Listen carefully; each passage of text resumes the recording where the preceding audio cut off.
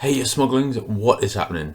This is going to be the review for Star Wars Episode 1, The Phantom Menace, which was directed by George Lucas and starring Liam Neeson, Ewan McGregor, Natalie Portman, Penelope August and Frank Oz.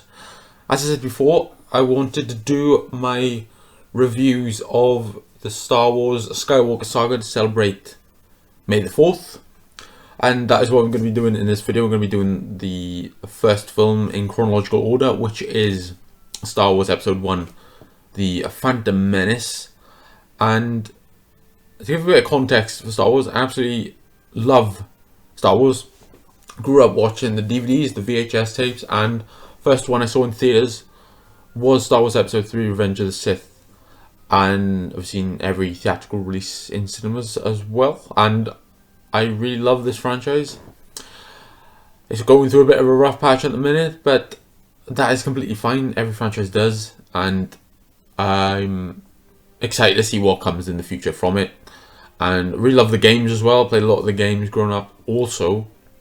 And this is going to be released on May the 4th. I'm not recording this on May the 4th. I'm recording this in the past. So you got to tell me what happens in the future. Are we still alive in the future? Please tell me, Smauglings. I need to know. But that is the case with that. I'm recording this in the past, and I'm going to do this now, and we're going to crack on with it. We're going to talk about Star Wars Episode 1, The Phantom Menace, in this particular review. So, begin the film with the Trade Federation, and they have prevented all shipments from going to the small planet of Naboo. And Congress debate whilst the Chancellor has dispatched 2 Jedi Knights to go see if they can negotiate with the Trade Federation and the Viceroys.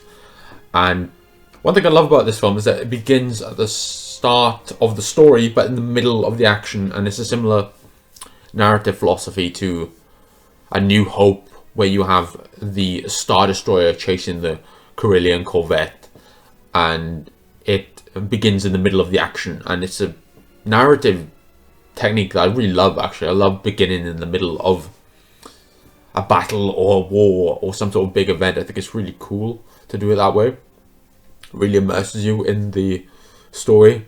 So I really love that George Lucas does that, and he's got a great design philosophy for that. And then we get our 2 Jedi Knights, which are Obi-Wan and Qui-Gon, and they're settling the dispute. And it really engages the audience with tropes that are familiar with us if we've experienced a Star Wars in the past, which are the lightsabers, the disposable enemies, and the music, which is really amazing here.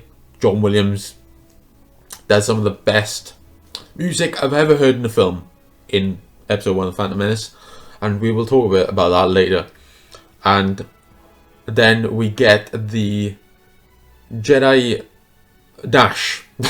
So this technique used by the Jedi where they're trying to get out of a hairy situation, and we see Qui-Gon and Obi-Wan dash from the droids when they're being attacked by the droids, and it's something they don't really use that much after this.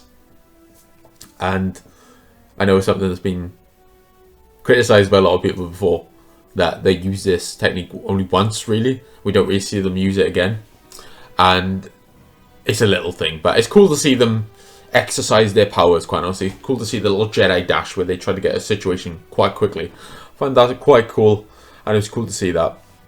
And the Trade Federation negotiations have not got a plan. We see them sneaking around, and then they go to Naboo to warn Queen Amidala, who they're trying to get. So that's the Queen of Naboo that they're trying to get, and the 2 Jedi Knights go to warn her of this incoming invasion. And along the way, they meet Mr. Binks, Jar Jar Binks. Someone that I'm not a big fan of, quite honestly. And after seeing this film again,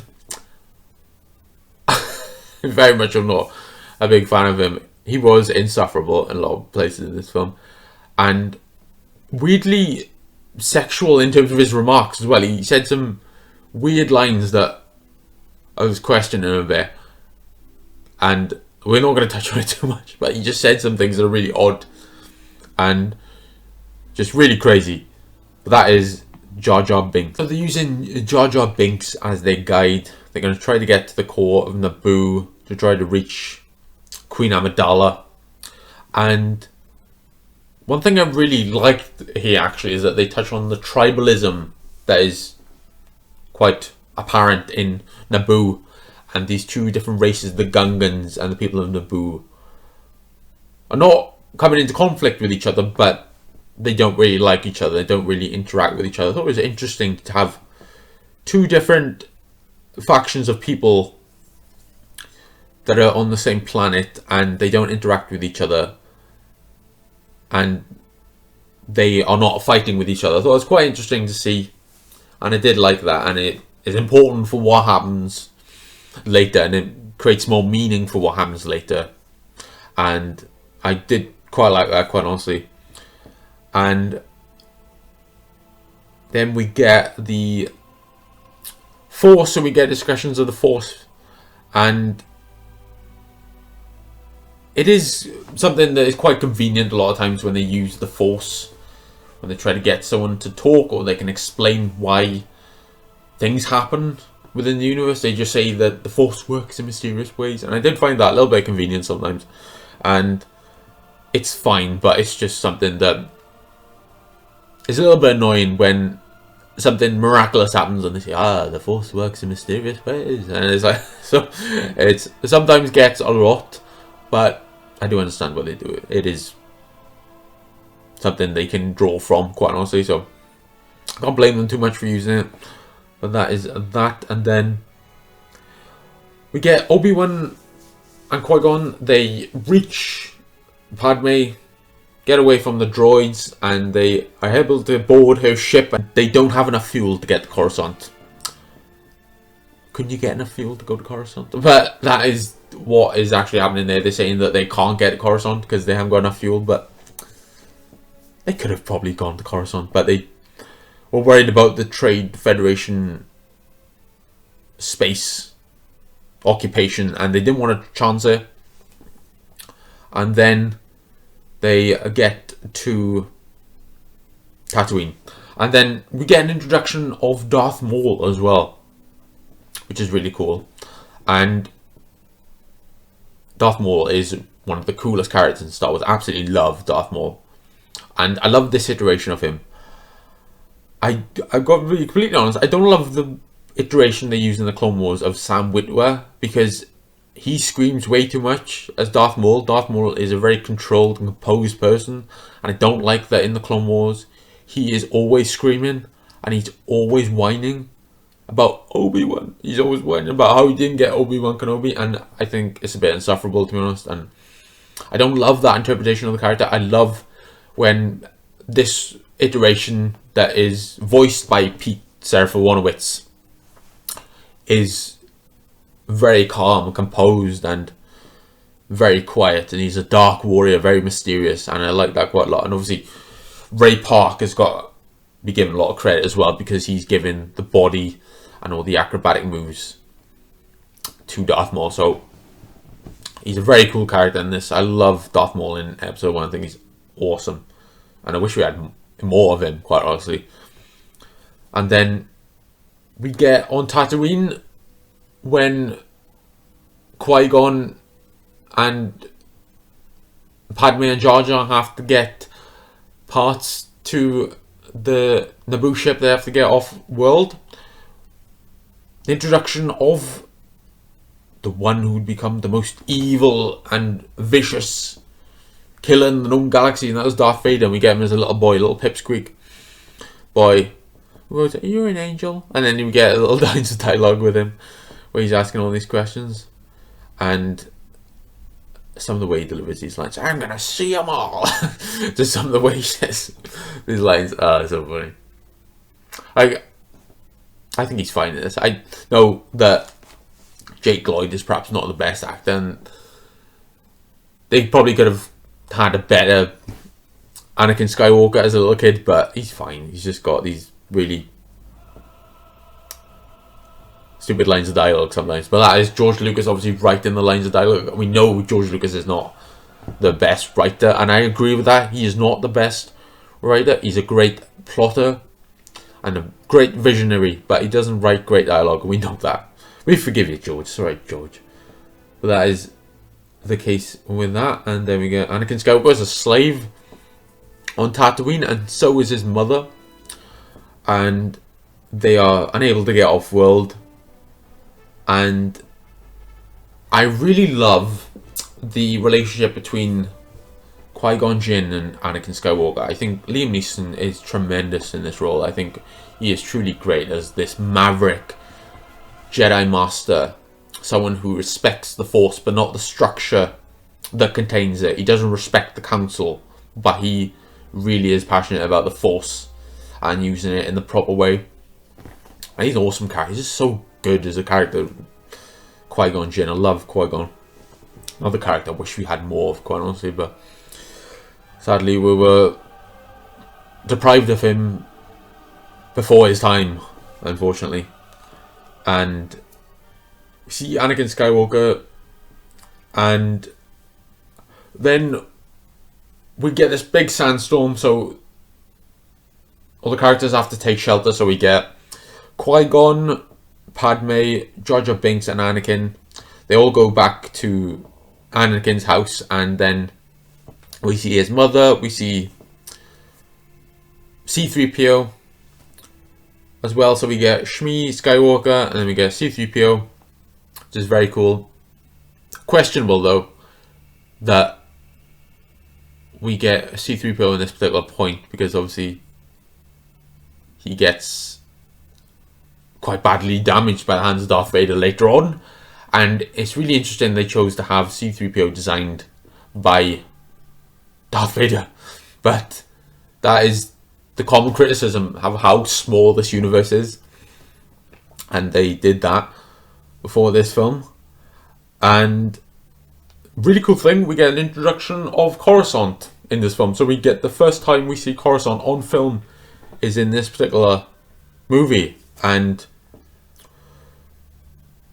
I really love that. And then we get the amazingly delivered line from Darth Maul, where he says, "At last we will reveal ourselves, at last we will have revenge." And I love it. So good.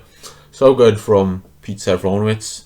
At dinner, when they're having dinner, so it's Anakin Skywalker and the rest of the gang, they're having dinner, and he suggests racing in a pod race to win the parts they need to get off world.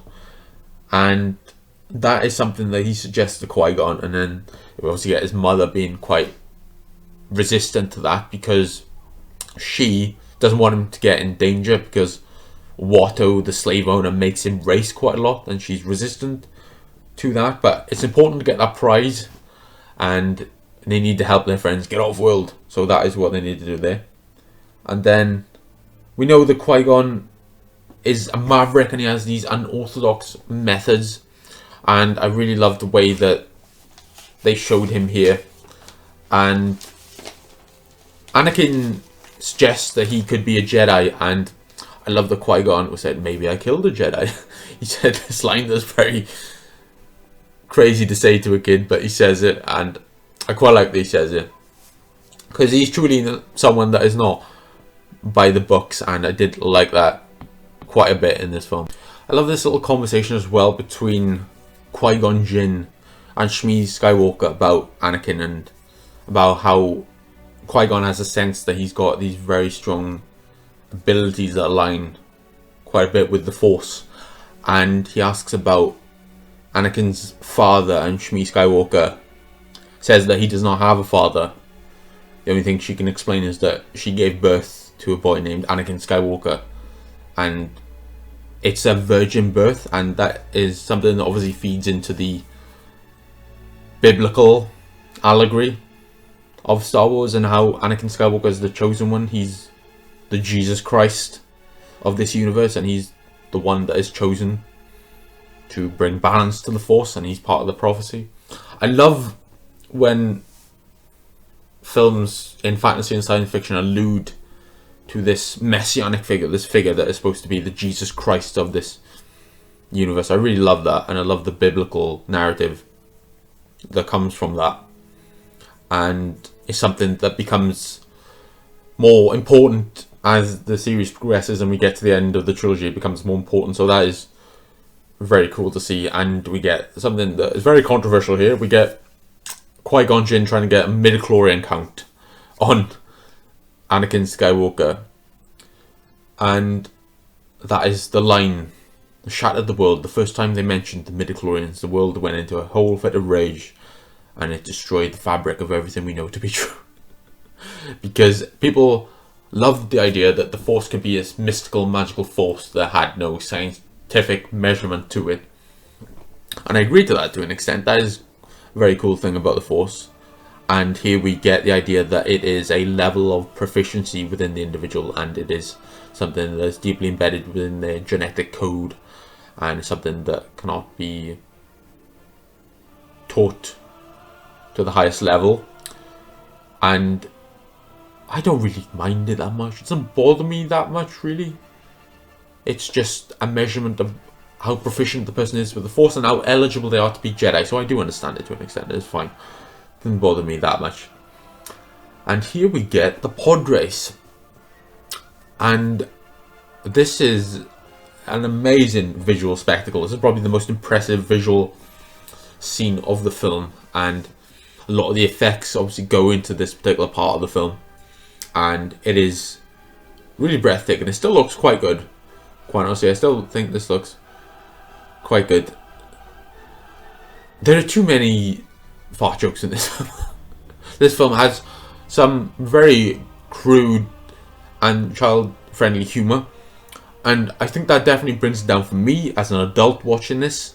I do understand this catered to children, but kids are more sophisticated than this, and they don't have to be fed these really silly and stupid juvenile jokes, quite honestly. But there are some at the race sequence just before the race starts, and that is what happens there. And I really do love this particular pod race because it is so stunning to see. The visual design, the sound design, the of the vehicles is really palpable, really cool, and it's really awesome to see, quite honestly. And I did see this in 3D when they re-released this 13 years ago. I saw the re-release of it, and I thought it was really stunning in 3D as well. So that is very good. And Qui-Gon has a lot of faith in Anakin. He's got a lot of faith throughout this whole race, and he believes that he can really win this race, and he's bet the goddamn Naboo ship on this. So Anakin better win this race. So that is what happened there. And you can see that they're trying to have the characters and the vehicles be quite toyetic, so they're trying to create them to be toys. And I know that's the part of the merchandising empire, is that you gotta have merchandise that really is appealing as a toy. And then after the race, we see Anakin Skywalker win, and the announcers say that the crowds are going nuts.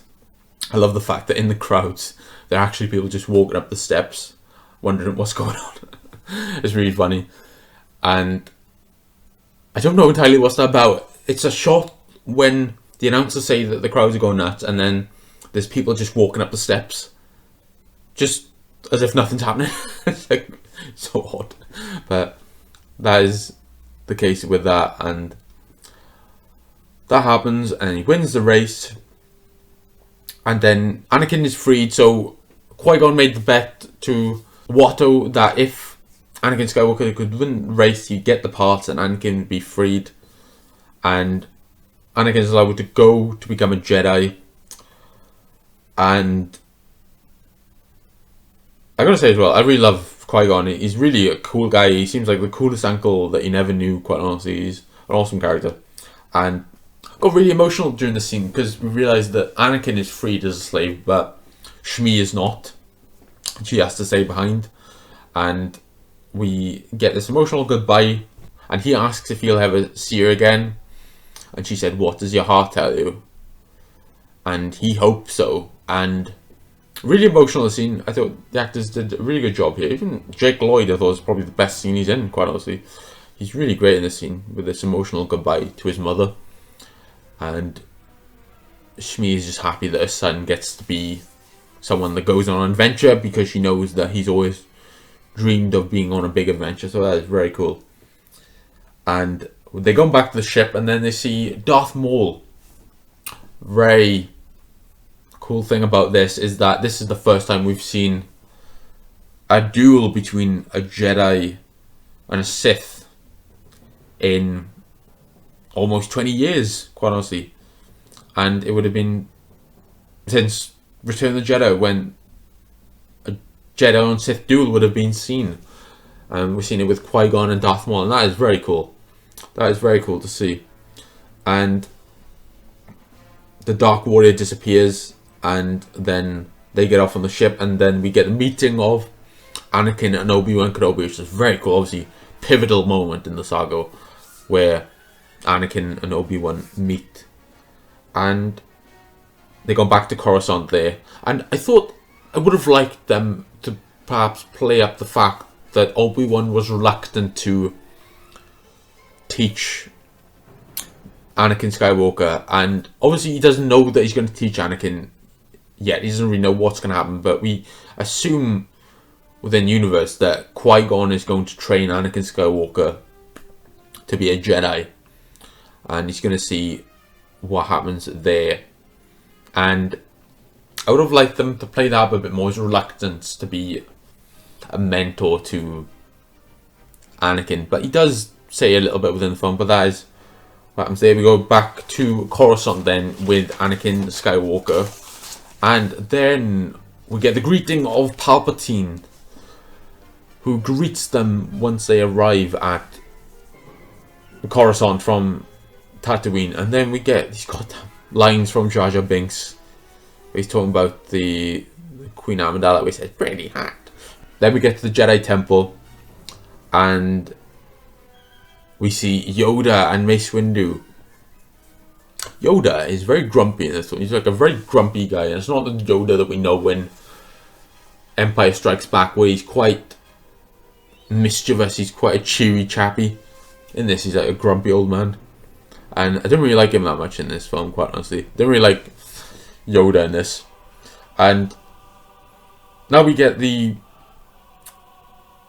Trade Federation funding the Republic. We see the corruption within the Senate, the big political sphere within the trilogy, and that is something that is said by the Supreme Chancellor to stir the pot, to try to stir the unrest within the Senate.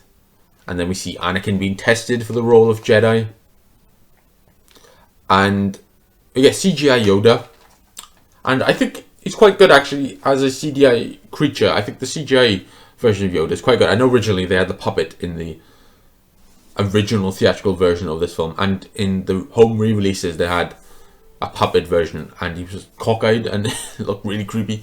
But I really like this CGI design of him. I thought it's really good, and it's what they use for the subsequent sequels in the prequel trilogy as well, so that is very good. And then we get Palpatine elected as Supreme Chancellor. He puts forward his case that he is someone that can bring peace to Naboo. He can really affect change, as that is the homeworld of him as well. And obviously Queen Amidala is from Naboo as well as Palpatine, so there's a lot of synergy there. There's a lot of collaboration that can happen from that, which is quite nice. So that is what happens there. And then Anakin is not accepted as a Jedi. He's said to be too old and possibly dangerous. They sense some danger in his future for Anakin Skywalker. And then he's not accepted, and then the Jedi are allowed to go back to Naboo to identify the Dark Warrior and the Sith, because they spoke about the fact that they found a Sith, and the Sith had not been seen for a millennia, and they've not been seen for a long time, so they got to check out what is going on with it and see what is actually happening with the Sith.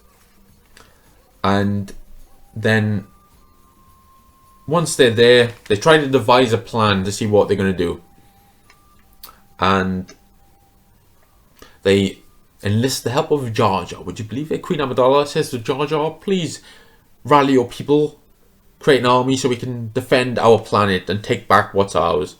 And that is what he does. That's probably the worst person you can possibly ask, because he's a goddamn buffoon. And probably gets a lot of people killed with his actions in the battle, but that is something that we'll talk about later. And that is why I'm there. And then we get the Gungan army able to fight the Trade Federation, whilst Queen Amidala and her guard try to get the viceroys and have them be arrested. So they try to get into the center of the city of Naboo and then try to get them. And it reminds me a lot, in this particular instance, the rivalry between Gondor and Rohan in the Lord of the Rings. And I quite like the fact that the Gungans and the Naboo people are trying to collaborate to defeat the greater good. I thought that was really cool to see, quite honestly. It's really cool to see them collaborate with each other, and that is very nice that they did that. And here we get another thing that George Lucas is a very big fan of, which is the 3 planes of storytelling. So we get the Battle of Naboo, we get the duel between the Jedi and the Sith, and then the space assault on the Trade Federation. So we get 3 planes of storytelling. And I'm not the biggest fan of this, quite honestly. I prefer one particular sequence of actions to take place at once. But I do understand that it creates a bit of pacing between the different events that are happening, so it is quite useful to use in that particular way. So then we get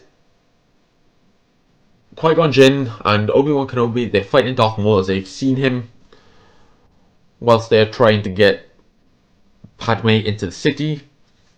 And this is one of the greatest fight scenes in Star Wars. And I really love this fight scene when we see the 2-sided lightsaber for the first time. The red 2-sided lightsaber, which is awesome. Really cool to see that. Thought it was really beautiful. And then Anakin goes in the pod. He goes up into space and tries to take out the Federation. And that is what happens there. And we obviously get the Gungans fighting the droids. And Queen Amidala trying to get into Naboo. And then the fight. So this is the thing I love the most. The fight scene. Which is awesome. And the score from John Williams is amazing. It really creates this amazing piece of music. Duel of the Fates. For this film. And I loved it. I thought it was really awesome to listen to. Quite honestly, really amazing. And I found that the close-ups of the actors within the fight scene to be quite anime-like. It reminded me a lot of anime, where you close up on the people that are involved within the fight for dramatic effect, and I really like that. The fact that you see each of the Jedi and Darth Maul being shown in a close-up to see what they actually look like within the fight, and that is very cool, I think. And then we get the Royal Guards and Padme use the Ascension guns, they call them, but these are grappling hooks to get up to where the Viceroys are. And one thing that happens during the duel between Darth Maul and the Jedi is the laser walls come up.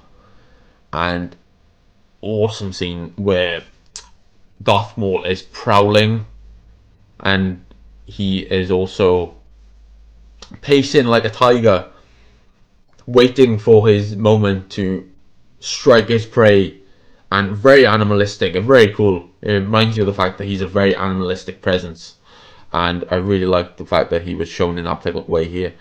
Thought that was very cool. And Qui-Gon is sitting in a still position meditating, and he's being very calm, so it's a great contrast to how they operate as people, and I like that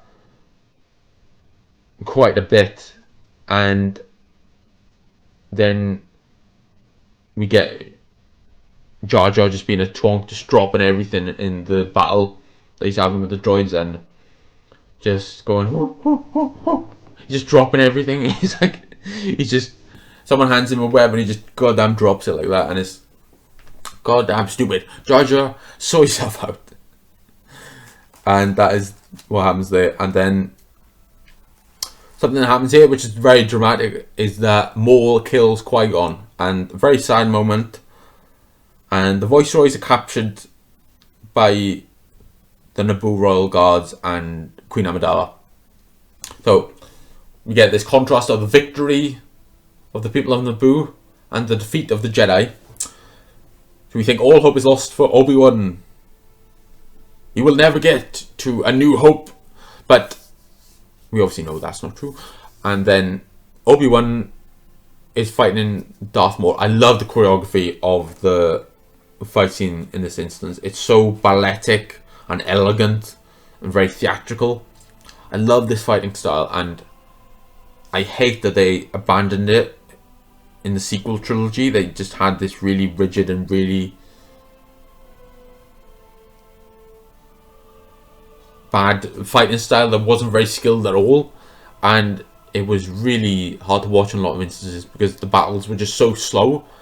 And it seems like these weren't skilled fighters, but these are skilled fighters, so they should fight with grace and elegance and with a very great style, which they do here, which I did like. So I like that they have that again here when they are fighting each other. Now we get the pilots celebrating after the defeat of the Trade Federation ships, and it always gets me excited when they just cheering and go woo. I just go in really excited, and it really gets you excited for what is actually happening. And it operates as a mini Death Star in a way. It sort of operates as the Death Star in A New Hope, where that is destroyed. But this is what they've destroyed here, which is a Trade Federation ship, and I love that. Very exciting. And then we get the fight with Obi-Wan and Maul. We're continuing that, and then Maul is sliced in half by Obi-Wan, and there's no way he's coming back from that. He's never coming back from that. So bye-bye Darth Maul. And I do think that we needed more Qui-Gon in this trilogy. I would have liked him to not die here, quite honestly. Very cool character, and it's a shame that they lost him, because I think it might have been a detriment to some of the future films that he's not here. And it's so soon that he's dying. We have just been introduced to this character and he's dying already, which is very sad. And then obviously the Viceroy is captured and arrested by people of Naboo and the Queen Amidala. And then we see that Obi-Wan must now train Anakin Skywalker, as that is what is being entrusted to Obi-Wan by Qui-Gon.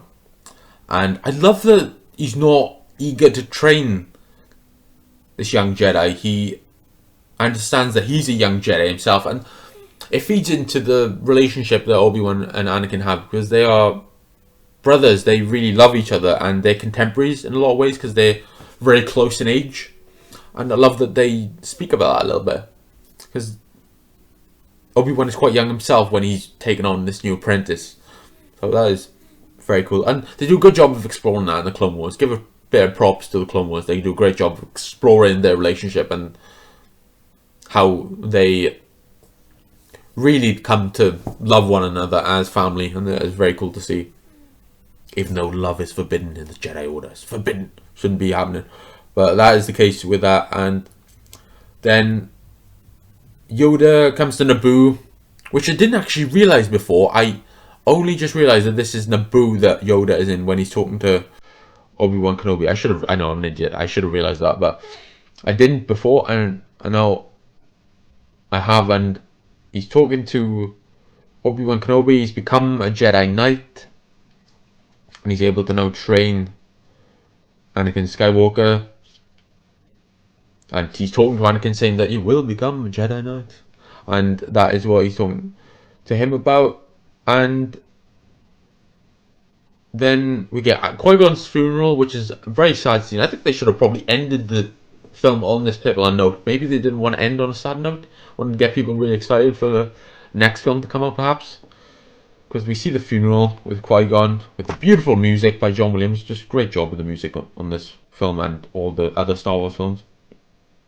And then we get the Naboo celebration to end the film. We get the Naboo celebration contrasted with the funeral.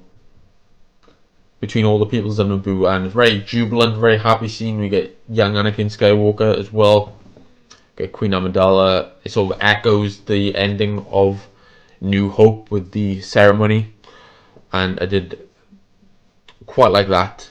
And that is the end of the film, and I like this film. I enjoyed seeing it again. I do not think it's a great film. I do have a soft spot in my heart for this film. It's part of the prequel trilogy, which I do love, and I'm going to be objective in this review, and I'm going to give it a 6.5 out of 10. I enjoyed watching it. It is definitely one that I can watch quite a lot. It's very watchable. It's very watchable, this film. So I did enjoy watching it. I'm excited to see the 2 other films in the prequel trilogy, and then obviously we get to the rest of the Skywalker Saga. But I do like Phantom Menace, but a great film it is not. But it's got a lot of great moments, and that's the thing about this film, is that it's got a lot of great moments that, if positioned in the correct way, it could be truly great. But there's just too much dragging it down with the fart jokes, with the juvenile humour, with the stilted dialogue. There's just a few too many things that really drive it down.